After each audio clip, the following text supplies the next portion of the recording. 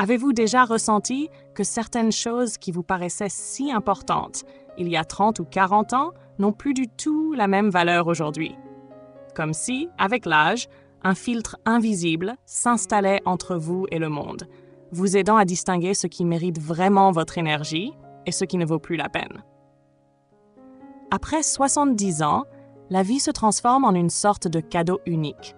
Elle nous offre la liberté de choisir ce que nous voulons garder dans notre cœur et ce que nous décidons enfin de poser. Ce n'est pas un renoncement, ce n'est pas une perte, c'est une libération. C'est le moment où l'on comprend que le bonheur n'est pas une liste interminable de réussites ou de possessions, mais la légèreté de marcher plus sereinement sans ce poids inutile qui nous a suivis si longtemps. Dans cette vidéo, nous allons explorer ensemble 7 choses qu'il est temps de laisser derrière soi après 70 ans pour vivre une vie plus heureuse, plus légère et surtout plus alignée avec ce que nous sommes vraiment. Et pour commencer, parlons d'un sujet qui a, pendant des décennies, dicté nos choix, parfois même nos rêves, le regard des autres. Quand on est jeune adulte, on pense presque tout le temps à ce que les autres vont dire. La robe que l'on porte, le métier que l'on choisit, la maison que l'on achète, jusqu'au jardin qu'on entretient, tout devient une sorte de vitrine à travers laquelle les autres jugent notre valeur. Mais à partir d'un certain âge, quelque chose change profondément. On découvre que les opinions des autres ne sont souvent que des échos de leurs propres peurs, de leurs propres insécurités. Et ce déclic, c'est comme respirer plus librement après avoir gardé son souffle trop longtemps. Je pense à une amie, Madeleine, 73 ans, qui m'a raconté qu'elle avait toujours rêvé de peindre des tableaux colorés. Mais elle ne s'y mettait pas, par peur du ridicule, peur qu'on dise « ce n'est pas très joli » ou « ce n'est pas de son âge ». Un jour, elle a simplement décidé de poser les pinceaux sur une toile, sans se soucier du résultat. Et devinez quoi? Non seulement elle s'est sentie plus vivante qu'elle ne l'avait été depuis des années, mais en plus, elle a découvert que son entourage l'admirait, non pas pour ses toiles, mais pour son courage d'oser enfin être elle-même. Après 70 ans, se libérer du regard des autres, ce n'est pas devenir égoïste, c'est s'honorer soi-même. C'est dire « ma vie est la mienne, j'ai le droit d'aimer ce que j'aime, de porter ce que je veux, de vivre à mon rythme. » Parce qu'au fond, ceux qui comptent vraiment vous aimeront toujours. Que vous portiez un pull à la mode ou une vieille chemise confortable. Et la vérité, c'est que les gens oublient vite. Ce qui reste, ce n'est pas leur jugement, mais la paix intérieure que vous ressentez quand vous êtes fidèle à vous-même. Voilà la vraie élégance. Marcher dans une pièce sans chercher à plaire, mais simplement en étant pleinement soi. Il existe aussi une autre pression que l'on subit souvent sans s'en rendre compte, celle de suivre les tendances à tout prix. Il y a dans notre société une sorte de murmure permanent qui dit qu'il faut rester à jour, connaître la dernière technologie, porter les vêtements du moment, écouter les musiques à la mode, comme si l'on risquait de devenir invisible si l'on ne suivait pas le rythme. Mais avec l'âge, on s'aperçoit d'une vérité simple. Les tendances passent. Votre bien-être reste. On se rend compte que ce qui compte n'est pas de porter la coupe de cheveux du moment, mais de se sentir bien dans sa peau. Pas d'avoir le dernier téléphone, mais de pouvoir appeler ses petits-enfants quand on en a envie. Je me souviens de Jean, un voisin de 79 ans, qui m'expliquait qu'il avait longtemps changé de voiture tous les 3 ans, juste pour suivre. Un jour, il a décidé de garder son vieux modèle qu'il connaissait par cœur et qui lui rendait service sans problème. Il m'a dit avec un sourire « Maintenant, quand je prends la route, je n'ai plus l'impression de courir derrière quelque chose. Je roule tranquille, à mon rythme. » Voilà la sagesse. Comprendre que vous n'avez pas besoin de prouver quoi que ce soit en restant branché. Vous pouvez choisir ce qui vous correspond et laisser tomber ce qui ne vous apporte rien. Et au fond, n'est-ce pas merveilleux? Porter les habits qui caressent la peau au lieu de ceux qui serrent.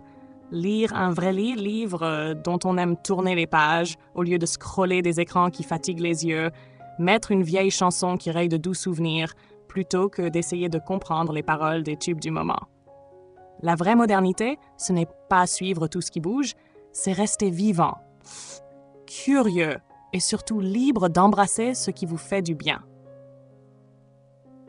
Les tendances s'effacent, mais votre authenticité reste. Voilà comment on ouvre le chemin vers une vie plus heureuse après 70 ans, en posant le fardeau du regard des autres et en s'affranchissant de la course aux tendances. C'est comme si, soudainement, on retirait un sac trop lourd de ses épaules.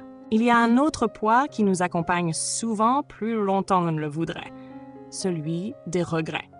Pendant des années, on repense à des décisions que l'on aurait pu prendre autrement, à des mots que l'on aurait aimé retenir, à des occasions que l'on croit avoir laissées filer. Les regrets deviennent comme une petite ombre qui se glisse dans nos souvenirs. Pourtant, après 70 ans, beaucoup découvrent une vérité apaisante. Ce qui est passé n'a plus le pouvoir de vous retenir, à moins que vous ne lui donniez encore cet espace. Chaque décision, chaque erreur apparente, chaque détour a construit le chemin qui vous a mené jusqu'ici. Et si vous regardez autour de vous, il est fort probable que vous puissiez trouver 1000 raisons d'être reconnaissant pour ce que ce chemin vous a offert. Je pense à Jacques, 82 ans, qui m'a confié avoir passé des décennies à regretter de ne pas avoir quitté son emploi pour tenter une aventure professionnelle qui le faisait rêver. « J'ai raté ma chance », répétait-il. Mais aujourd'hui, assis dans son salon où résonne le rire de ses petits-enfants, il se rend compte que sa décision lui a offert une stabilité et une proximité familiale qu'il n'aurait peut-être jamais connue autrement. Avec du recul, ce qu'il voyait comme un échec s'est transformé en bénédiction. Les regrets cessent de vous hanter lorsque vous les regardez non plus comme des fautes, mais comme des leçons, des pierres posées sur le chemin de votre vie. Pardonner à son moi plus jeune, c'est reconnaître que nous avons tous fait de notre mieux avec ce que nous savions à l'époque. La tendresse envers soi-même est l'antidote le plus puissant au regret. Après les regrets vient un autre piège très subtil, la comparaison avec les autres. C'est une habitude qui s'installe tôt. On compare ses notes à l'école, puis sa carrière, son mariage, ses enfants, sa maison. Et aujourd'hui, à l'ère des réseaux sociaux, les comparaisons semblent encore plus cruelles. On voit les voyages des uns, les anniversaires des autres, les sourires figés sur des photos qui ne montrent jamais l'envers du décor. Mais après 70 ans, on gagne assez de recul pour savoir que chaque vie est unique et qu'aucune photo, aucun récit ne révèle les luttes silencieuses que chacun porte en secret. Je me souviens de Thérèse, 75 ans, qui passait ses soirées à feuilleter l'album Facebook de ses anciennes camarades. Elle en sortait toujours avec une impression amère d'avoir moins réussi, moins voyagé, moins profité. Un jour, elle a décidé de fermer l'ordinateur et de marcher simplement dans son jardin. Elle a respiré l'odeur des fleurs qu'elle avait plantées, elle a touché la terre qui portait son empreinte. Et soudain, elle a ressenti que sa vie n'était pas moins belle. Elle était simplement la sienne, remplie de détails uniques que personne ne pouvait lui enlever. À ce moment précis, elle a cessé de comparer et a commencé à apprécier. La comparaison est un voleur silencieux. Elle vous dérobe votre paix en vous faisant croire que votre histoire a moins de valeur. Pourtant, la vérité, c'est que chaque pas que vous avez fait a été écrit pour vous seul. Après 70 ans, il n'y a plus de course à gagner ni de compétition à suivre. Il y a seulement votre propre rythme, vos propres joies, vos propres victoires intimes. Ce n'est pas la taille de votre maison ou le nombre de vos photos de vacances qui compte, mais la chaleur de vos relations, la profondeur de vos souvenirs et la sérénité qui habite votre cœur. Et c'est là que se révèle une autre vérité essentielle. Écoutez son corps plutôt que de le pousser au-delà de ses limites. Pendant longtemps, beaucoup d'entre nous ont voulu prouver leur force. Porter des charges trop lourdes, faire des efforts en silence, ignorer les douleurs, tout cela pour montrer que nous étions encore capables. Mais le corps, après 70 ans, ne demande pas de prouesse. Il réclame du respect. Écouter la fatigue, s'autoriser à se reposer, demander de l'aide, ce n'est pas renoncer, c'est se protéger. C'est faire preuve d'intelligence et d'amour envers soi-même. Mon voisin André, 80 ans, me racontait qu'il s'était évanoui un été en voulant absolument tondre sa pelouse sous un soleil de plomb. Cet épisode l'a profondément marqué. Depuis, il a embauché un jeune du quartier qui s'en occupe, et lui, il profite de ce temps, assis à l'ombre, un verre de citronnade à la main, discutant avec ceux qui passent. Il n'a rien perdu, il a tout gagné. Du temps, de la tranquillité, et surtout la conscience qu'il n'a plus besoin de se prouver quoi que ce soit. Après 70 ans, la sage insiste à reconnaître ses limites et à les respecter. Non pas comme une faiblesse, mais comme une nouvelle façon de vivre plus longtemps, plus paisiblement et avec le sourire. Votre corps vous a porté pendant des décennies. Il a supporté vos efforts, vos excès, vos nuits blanches.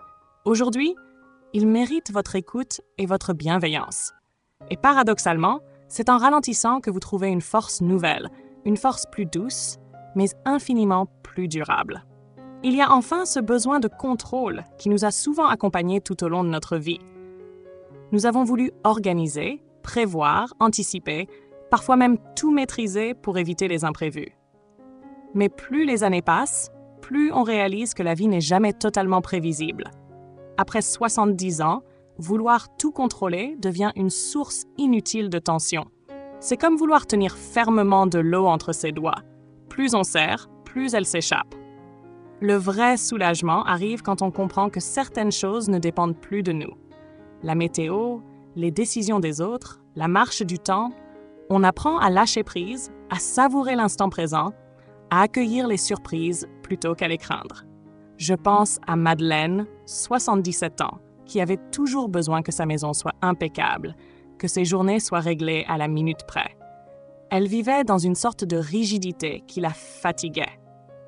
Puis, après un problème de santé qui l'a obligée à ralentir, elle a découvert le plaisir de l'improvisation. Accepter qu'un repas soit plus simple, qu'une visite impromptue chamboule son programme ou que la pluie transforme une promenade prévue en un après-midi de lecture. Elle m'a confié que ce lâcher-prise lui avait redonné une liberté qu'elle n'avait jamais connue. En arrêtant de contrôler, elle avait retrouvé le goût de vivre pleinement. Et puis, il y a cette peur de l'avenir qui plane souvent comme un dernier nuage. On se demande « Combien d'années me reste-t-il? Et si la maladie frappe? Et si je deviens un fardeau pour les autres ?» Ces questions sont naturelles, mais elles peuvent devenir si envahissantes qu'elles volent la joie du présent. Après 70 ans, il devient crucial de ne plus vivre dans l'anticipation anxieuse, mais dans l'instant. Chaque matin est une chance. Hey, chaque sourire partagé est une victoire. Chaque souvenir créé est un trésor. L'avenir n'appartient à personne, mais le présent, lui, vous appartient entièrement. Mon oncle Henri, 81 ans, avait cette habitude de s'inquiéter sans cesse. Des factures, de sa santé, de l'avenir de ses enfants adultes. Un jour, son médecin lui a dit une phrase simple « Vous êtes en train de payer le prix de demain avec la paix d'aujourd'hui. » Ces mots ont résonné en lui. Depuis, il essaie de se concentrer uniquement sur la journée qu'il vit, et il s'est surpris à retrouver des petites joies qu'il ne voyait plus. L'odeur du café le matin, les éclats de rire au téléphone, le chant des oiseaux à sa fenêtre. En vérité, après 70 ans, ce qui compte n'est plus le poids des regrets, la comparaison avec les autres, la pression de toujours faire ses preuves, la volonté de tout contrôler ou la peur de demain. Ce qui compte, c'est la légèreté retrouvée quand on accepte de poser ses fardeaux. La vie devient alors moins un champ de bataille qu'un jardin où l'on cueille ce qui fleurit encore. Et si vous regardez bien, vous verrez que vous avez déjà en vous tout ce qu'il faut. La mémoire des épreuves traversées, la tendresse de vos proches, la sagesse de vos expériences. Le temps qu'il vous reste n'est pas un compte à rebours. C'est une invitation à vivre différemment, à savourer chaque respiration comme un cadeau. Alors la prochaine fois que vous sentirez un regret pointer, une comparaison vous troubler, une peur vous envahir, souvenez-vous, à ce stade de votre vie, vous n'avez plus rien à prouver, rien à rattraper, rien à craindre de demain. Vous avez seulement à vivre aujourd'hui, avec douceur, avec gratitude et avec ce sourire tranquille qui dit « J'ai déjà assez donné, maintenant je choisis la paix ».